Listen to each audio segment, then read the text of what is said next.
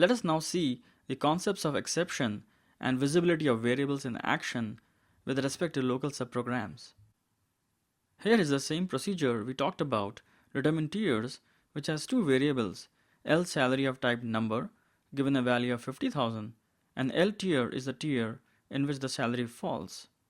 We then define our local function getTier which returns number and inside it declare LReturn of type number which will be returned back.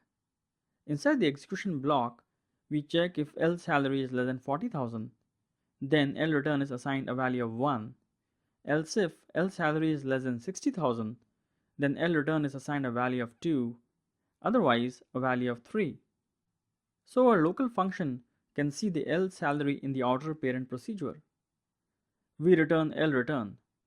In the exception block, we have a whenOthers exception handler where we are outputting SQL error message and error stack using the dbms utility.formatErrorBackTrace function, and then we further raise the exception.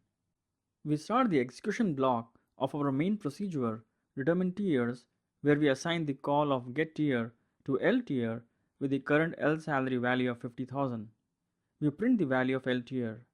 Next we change the L salary to 120,000 and again call getTier assigning its value to LTier and printing it again. Finally, we have the exception block of the main procedure with the whenOthers exception handler where we print the error message and exception stack and further raise the exception to the calling client. Let's compile this.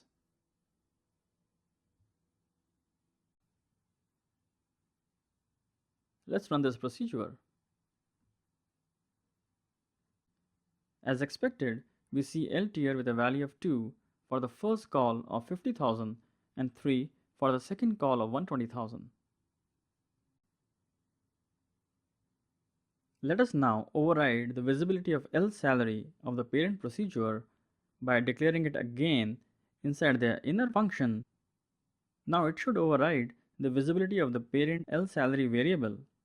Since it would satisfy the condition of L salary less than 40,000, both the calls to getTier should give us a value of 1.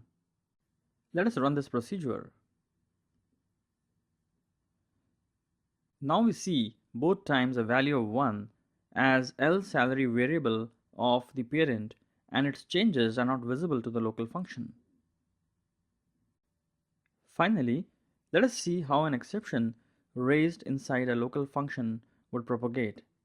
Let us assign a return value of a for the first if.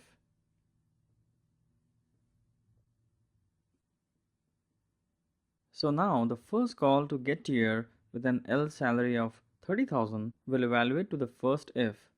Assigning a to a number variable will raise aura -6512 character to number conversion error, causing it to go to the exception handler in the inner function.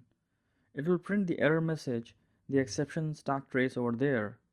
The raise statement will then take it to the outer block's whenOthers exception handler, where again it's going to print the error message and the error stack trace. Let's compile this function first.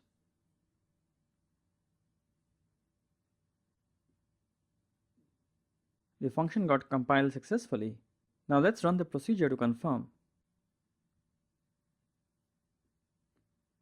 As expected, the assignment of a character to a number caused aura -6512 to be raised at line 9 of the inner function that raised the exception to the outer block's exception handler, where again the error message and the stack trace was printed at line 23. So the local functions and procedures follow the same rule of exception propagation as in the case of nested blocks.